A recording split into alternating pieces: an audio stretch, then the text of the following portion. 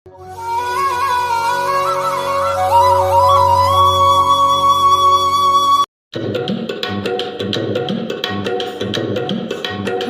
मालिक तेरे बंदे हम, ऐसे हो हमारे करम। नेकी पर चले और बदी से टले, ताकि हंसते हुए निकले दम। है मालिक तेरे बंदे हम, जब जुल्मों का हो सामना, तब तू ही हमें थामना। वो बुराई करे हम भलाई भरे, नहीं बदले की हो कामना। बढ़ उठे प्यार का हर कदम, और मीठे बैर का ये भरम। नेकी पर चले और बदी से टले, ताकि हंसते हुए निकले दम। है मालिक तेरे बंदे हम, बड़ा कमजोर है आदमी, अभी लाखों है इसमें कमी। पर तू जो खड़ा है दयालु बड़ा, तेरी कृपा से धरती थमी। दिया तूने जो हमको जन्म, तू ही झेलेगा हम सबके गम। नेकी पर चले और बदी से टले, ताकि हंसते हुए निकले दम। है मालिक तेरे बंदे हम। नमस्कार। आज का हमारा सुविचार है, मैं अपने जीवन में बार बार असफल हुआ हूँ और इसीलिए मैं सफल होता हूँ। I have failed over and over again in my life and that is why I succeed। कहने का तात्पर्य यह है कि हमें अपने जीवन में असफल होने पर निराश नहीं होना चाहिए, बल्कि अपनी असफलता के कारण का पता लगाकर उस कार्य को करने में दोबारा से जुट जाना चाहिए, ताकि हम अपनी कमियों को दूर करके सफलता प्राप्त कर सकें। धन्यवाद। सवेरे का नमस्कार। आज का शब्द है बैनर। BANNER, banner. इसका हिंदी अर्थ है ध्वज, पताका या झंडा। आइए इसे कुछ वाक्यों से समझते हैं। We are not carrying anyone's banner। हम किसी का झंडा नहीं उठा रहे हैं। A white banner was hanging out of the window। एक सफेद ध्वज खिड़की से बाहर लटक रहा था। धन्यवाद। शुभ प्रभात। अब समय है आज की पहेली का। आज की पहेली है, सूर्य ने पृथ्वी पर अभी तक क्या नहीं देखा है। सोचो बच्चों। अच्छा, एक बार फिर से सुनो। सूर्य ने पृथ्वी पर अभी तक क्या नहीं देखा है। इसका उत्तर है अंधेरा। बच्चों, सूर्य का अपना प्रकाश बहुत तेज होता है। इसके साथ ही पृथ्वी सूर्य के चारों ओर चक्कर लगाती है। पृथ्वी का जो भाग सूर्य के सामने आता है, वहां सूर्य के प्रकाश के कारण दिन होता है, और शेष भाग जहां सूर्य का प्रकाश नहीं पहुंचता, वहां रात होती है। इसीलिए सूर्य ने पृथ्वी पर कभी अंधेरा नहीं देखा। धन्यवाद।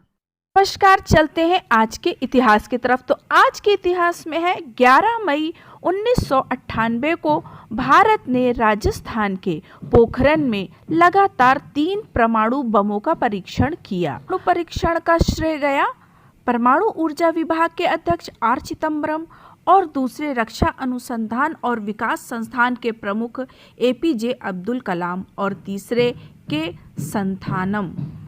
वर्ष 2000 में 11 मई के ही दिन भारत की आबादी में 1 अरब का आंकड़ा छू लिया, जब नई दिल्ली में जन्मी एक बच्ची को देश का 1 अरबवां नागरिक करार दिया गया।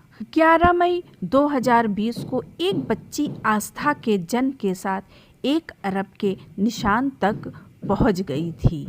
आज के लिए इतना ही। धन्यवाद। हेलो बच्चों, आज का विशेष में आपका स्वागत है। आज का विशेष का विषय है राष्ट्रीय प्रौद्योगिकी दिवस। आइए हम इसके बारे में जानते हैं। राष्ट्रीय प्रौद्योगिकी दिवस प्रतिवर्ष 11 मई 1998 को पोखरण में आयोजित परमाणु परीक्षण ऑपरेशन शक्ति की वर्षगांठ मनाने के लिए मनाया जाता है। यह भारत के सभी नागरिकों के लिए गर्व का विषय है। इस दिन राष्ट्र गर्व के साथ अपनी वैज्ञानिकों की उपलब्धियों को याद करता है। यह दिन हमारे दैनिक जीवन में विज्ञान के महत्व की भी प्रशंसा करता है। धन्यवाद। नमस्कार। मिशन अभ्युदय प्रार्थना सभा के अंतर्गत क्विज ऑफ द डे में टुडे स्पीच। भारत का राष्ट्रीय फूल कौन सा है? उत्तर कमल का फूल। भारत का राष्ट्रीय वृक्ष या पेड़ कौन सा है? भारत का राष्ट्रीय वृक्ष बरगद है। भारत का राष्ट्रीय खेल कौन सा है? भारत का राष्ट्रीय खेल हॉकी है। भारतीय ध्वज तिरंगा झंडा की लंबाई और चौड़ाई का अनुपात क्या होता है?